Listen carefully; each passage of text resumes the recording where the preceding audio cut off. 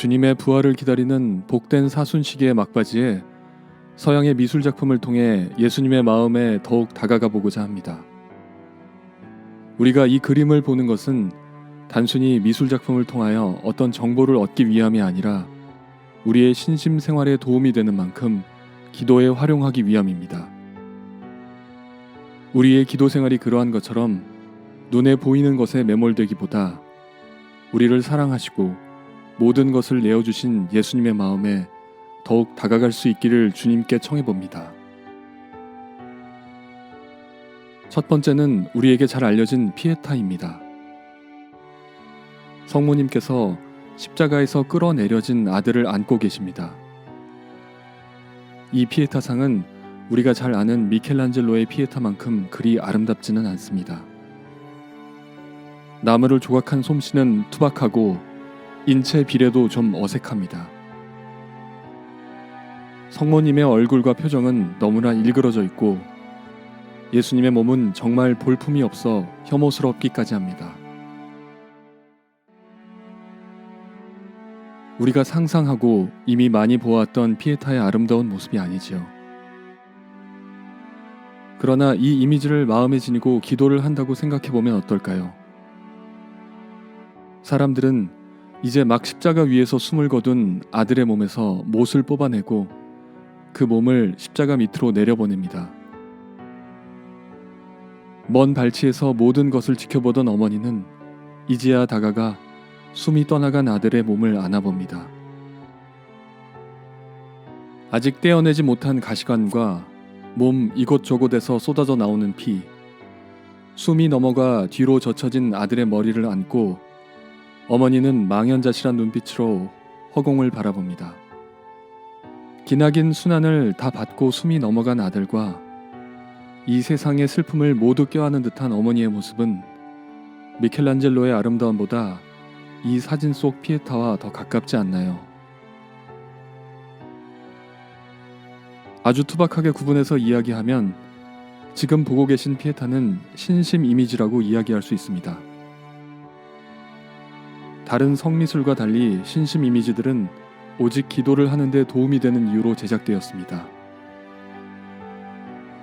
가장 대표적인 예로서 오늘날 9.1기도 책자 안에 있는 각 신비의 그림들은 오로지 묵주 기도에만 사용될 뿐 그것을 걸어놓고 장식으로 사용하거나 전례에 사용하지는 않지요.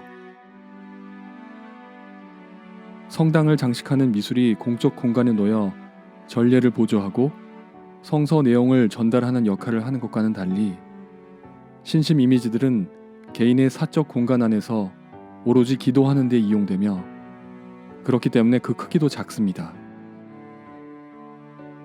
신심 이미지가 지니는 특별함을 잠시 살펴보면 예수의 순환에 대한 집중된 주제들이 많고 그에 대한 슬픈 감정과 고통을 과도하게 드러낸다는 점입니다.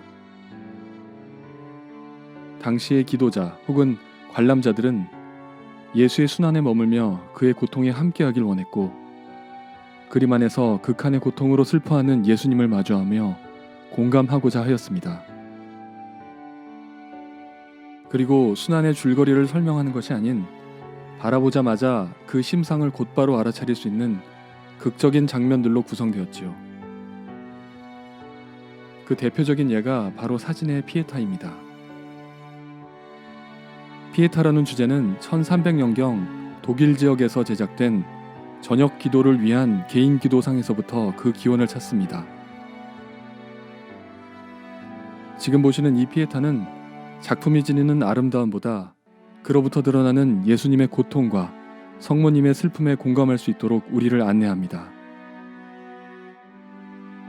우리는 이 피에타상의 작가가 표현해내고자 했던 성모님의 슬픔에 얼마나 가까이 갈 수 있을까요?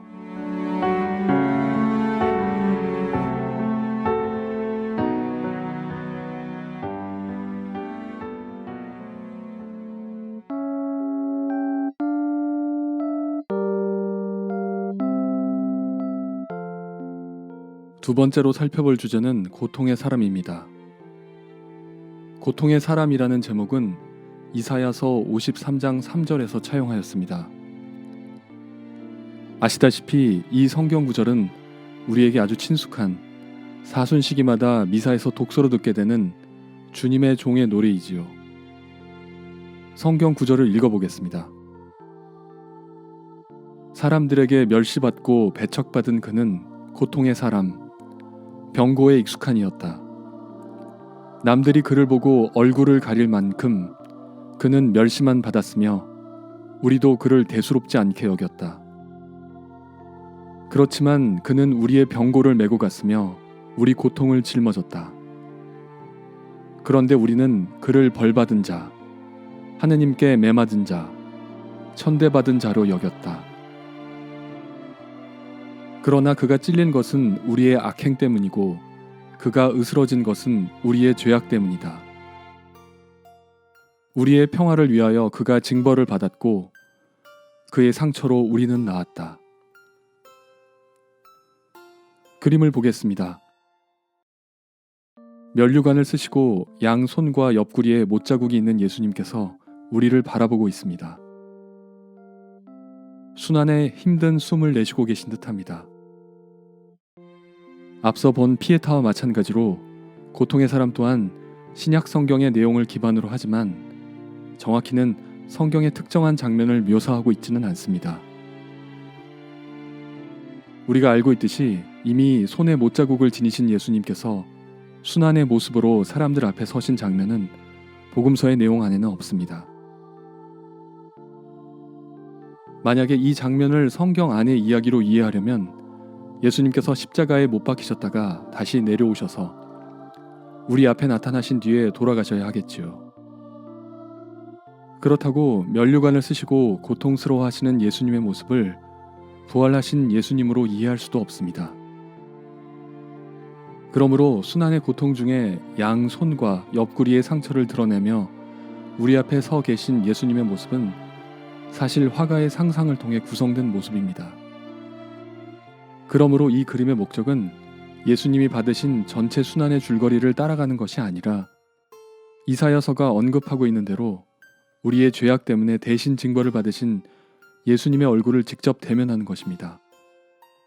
고통과 병고에 익숙한 그를, 우리가 외면했던 그를, 그의 상처와 무기력한 얼굴을 피할 수 없이 보게 됩니다. 그렇기 때문에 우리는 이 고통의 사람을 이사야서를 읽어가며 묵상해 볼 수 있겠습니다. 이 작품을 그린 디에릭 보우츠는 독일, 네덜란드 지역에서 활동한 15세기의 화가입니다.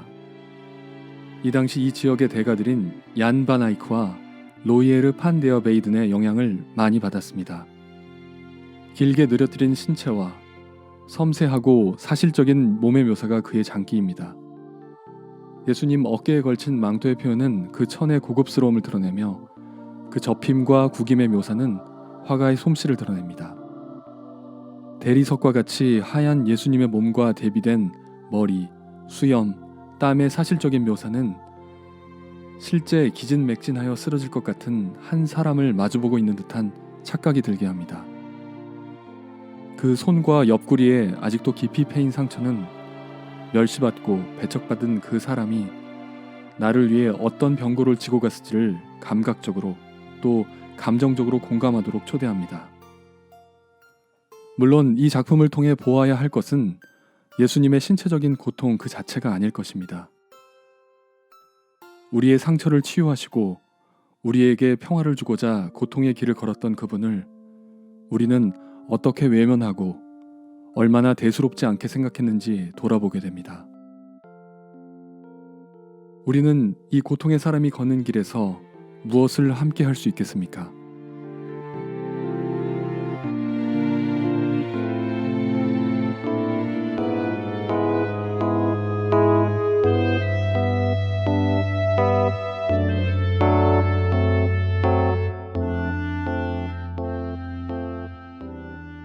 저희가 살펴볼 세 번째 주제는 이 사람을 보시오입니다. 이 사람을 보시오는 다름 아닌 요한복음에서 빌라도가 순환받은 예수님을 사람들 앞에 보이며 한 말에서 차용한 것입니다. 빌라도는 예수님께서 죄가 없는 것을 알고 성난 군중의 마음을 누그러뜨리기 위하여 예수님에게 채찍질을 하고 가시관을 씌워 사람들 앞에 보여줍니다. 이 정도로 매질하고 조롱하였으니 놓아주겠다는 의미일 것입니다. 해당 부분의 성경 말씀을 한번 보겠습니다. 그리하여 빌라도는 예수님을 데려다가 군사들에게 채찍질을 하게 하였다.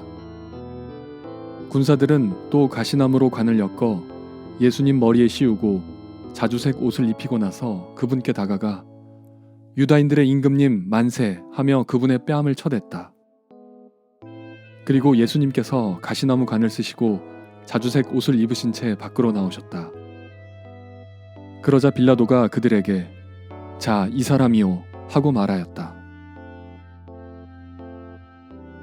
보시는 작품은 17세기 스페인의 다채색 조각으로 일반적으로 보아오던 조각과는 다른 실제와 같은 표현법을 보여줍니다.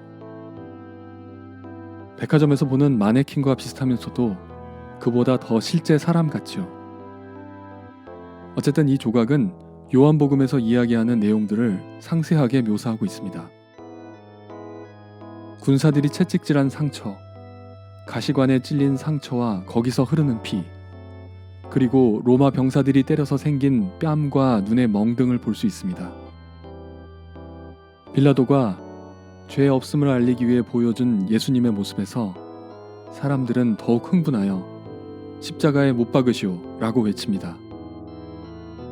예수님의 모습을 대면한 관람자인 우리는 그냥 이 작품을 바라보는 것이 아니라 아무런 죄목을 찾지 못하는 이에게 우리의 죄를 짊어지라고 소리치는 한 명의 군중이 되는 것입니다. 마치 실제 순환받고 있는 예수님을 직접 대면하는 것과 같은 이 인상은 이 작품이 주는 강한 매력이라고 할 수 있을 것입니다.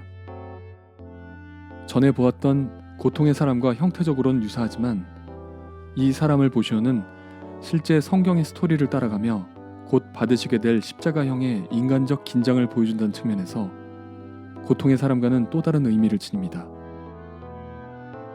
이미 병사들로부터 매질과 조롱을 받았으며 곧 십자가의 길 안에서 죽음에 이르는 순환을 받아야 하는 한 인간의 처절한 상황을 우리가 직접 대면하기란 절대 쉬운 일이 아닙니다.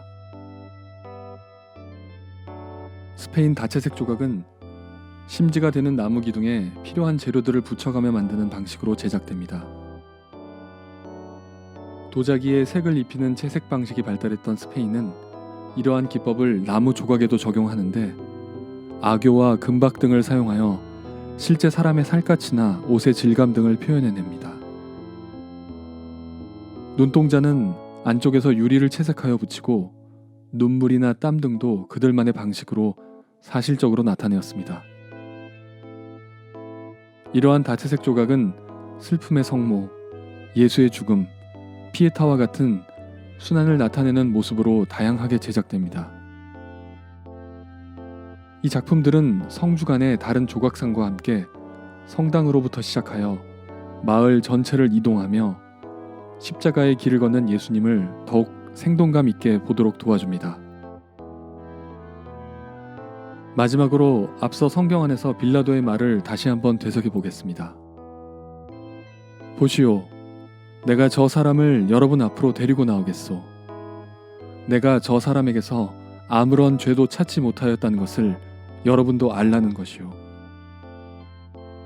과연 나는 이 군중들 안에서 용기 있게 예수님의 무죄를 외칠 수 있습니까?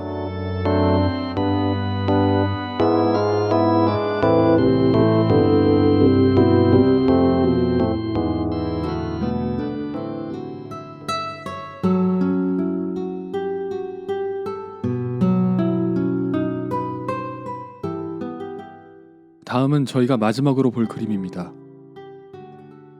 예수님께서 전신상의 모습으로 우리 앞에 서 계십니다. 특히 창에 찔린 옆구리에 난 상처를 열어 보여주고 계십니다. 옆구리에 난 상처와 손발의 못자국을 본다면 이미 십자가형이 끝난 예수님의 모습인데, 그렇다면 부활하신 예수님의 모습일까요? 그렇지 않지요. 머리에는 아직 면류관을 쓰고 계십니다. 부활의 영광보다는 순환의 고통을 지닌 채 서 계신 이 모습은 저희가 두 번째로 살펴보았던 고통의 사람입니다. 고통의 사람은 순환과 관련된 신심 이미지에서는 거의 빠지지 않고 등장하는 주제입니다. 그러나 이 작품은 고통의 사람 외에도 우리의 눈을 사로잡는 것들이 너무나 많습니다. 이것들은 다 무엇일까요? 이 그림의 주제는 그리스도 순환의 도구들, 짧게는 아르마 크리스티라고 합니다. 주제 그대로 예수님이 순환을 받으실 때 사용된 무기들과 그분을 아프게 한 사람들, 그리고 그 행동들이 이 그림의 소재들입니다. 도구들을 몇 가지 살펴보겠습니다. 먼저 예수님 뒤편에 있는 커다란 십자가입니다. 십자가의 가운데에는 창에 찔린 예수 성심에서 피가 흐르고 있습니다. 십자가의 기둥 양 옆으로 오른쪽에 망치와 왼편에 못 3개가 보입니다. 그리고 그 양 옆으로는 각각 옆구리를 찌른 창과 신 포도주를 묻혀 올려드린 해면이 대칭으로 있습니다. 창의 왼편으로 최후의 만찬에 사용하신 성작이 보입니다. 그 밑에는 예수님께 입을 맞추고 있는 유다와 그 배신의 대가로 받은 은전 30냥이 있습니다. 은전의 왼편에는 예수님을 체포하러 왔던 성전 경비병과 대사제들이 있고 그들이 들었던 등이 있습니다. 은전의 밑에는 예수님께 침을 뱉었던 사람이, 또 그 밑에는 예수님의 눈을 가리고 얼굴을 때렸던 손이 등장합니다. 오른편으로 이동하면 위쪽에 한 여인에게 예수님을 모른다고 부인하는 베드로와 그 옆 사다리에서 울고 있는 닭이 있습니다.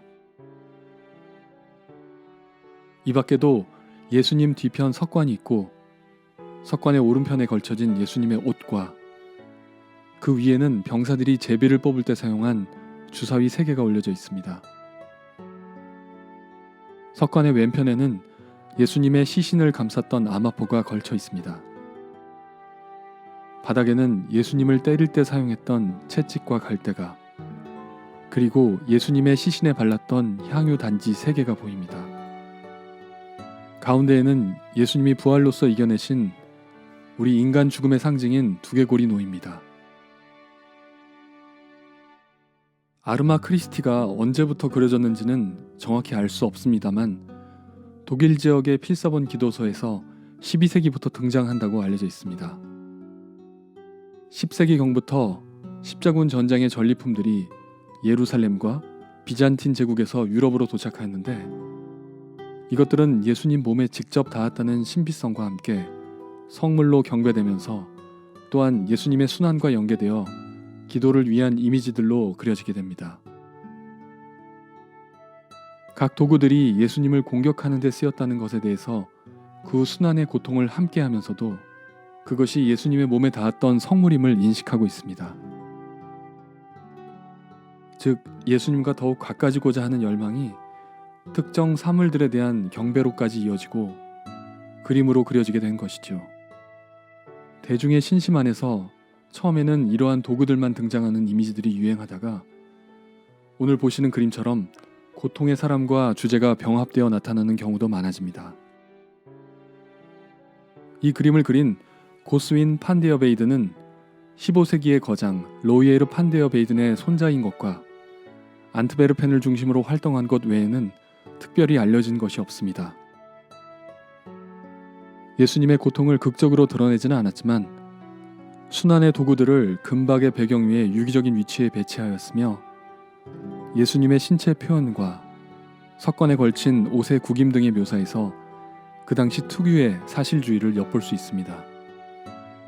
주님의 저 순환의 도구들 중 내 마음을 가장 아프게 하는 것은 무엇입니까? 오늘 보신 4개의 이미지들이 우리를 끝까지 사랑하신 예수님의 마음에 더욱 가까이 다가갈 수 있는 도구가 되길 바라봅니다.